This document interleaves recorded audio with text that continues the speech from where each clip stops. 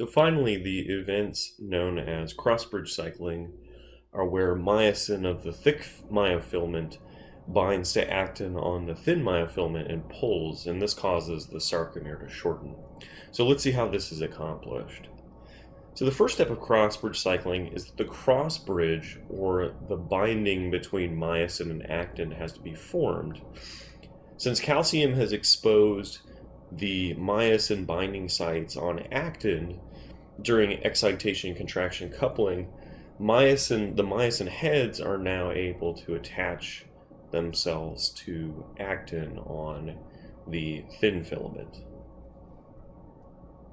So the second step is called the power stroke, because this is where force and tension are generated. So the myosin, now attached to the actin, bends at its hinge region, and this bending pulls the thin myofilament. So at the same time that the bending occurs, ADP and a phosphate ion are released from the ATP binding site. So these two substances are the byproducts of an ATP molecule that was split. And so we'll see where ATP comes into play here in a second. The third step is, now that the power stroke has occurred, the myosin head now has to reset, or the myosin molecule now has to reset for another power stroke. And so what has to happen in the third step here is that the cross bridge has to break. And this cross bridge is broken when a new ATP binds to the ATP binding site on the myosin head. And this is where the myosin detaches itself from the thin filament. Now, in conditions like rigor mortis, when muscles get stiff upon death, is due to the fact that no new ATP is binding to the ATP binding site on myosin. So that means that the formation of the cross bridge and the power stroke can occur in freshly dead muscle tissue, but because no new ATP is being made by the dead muscle cells, the cross bridge can no longer break, and so the muscles can contract, but they can never relax and get stiff. So that is the cross bridge breaking. So now that the cross bridge is broken, the fourth step is the hydrolysis of that ATP molecule, and so that is where ATP is split, and the energy from that ATP is released from the splitting of it, and that energy is used to return the myosin heads back to their high energy configuration just before that cross bridge was formed at step 1.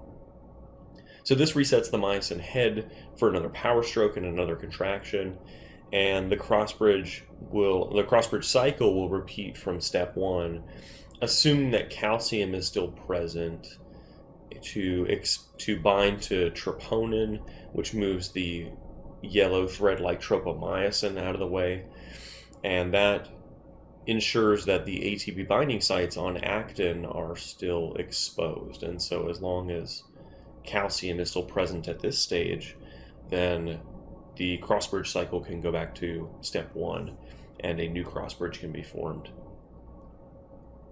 So during ATP hydrolysis, because we haven't really talked a lot about what's happening here, at least in a little while, during ATP hydrolysis, the last phosphate group, so this is an ATP molecule here on the left, and it's called ATP because it's adenosine triphosphate, and so it has these 3 phosphate groups on one of its ends. And it turns out that during ATP hydrolysis, this last phosphate group is split from the rest of the molecule during hydrolysis.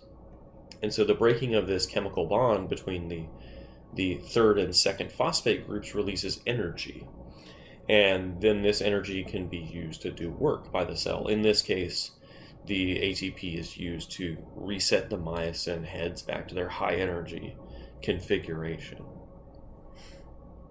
And so what we're left with at this point is ADP, which is adenosine diphosphate, since we have 2 phosphate groups left.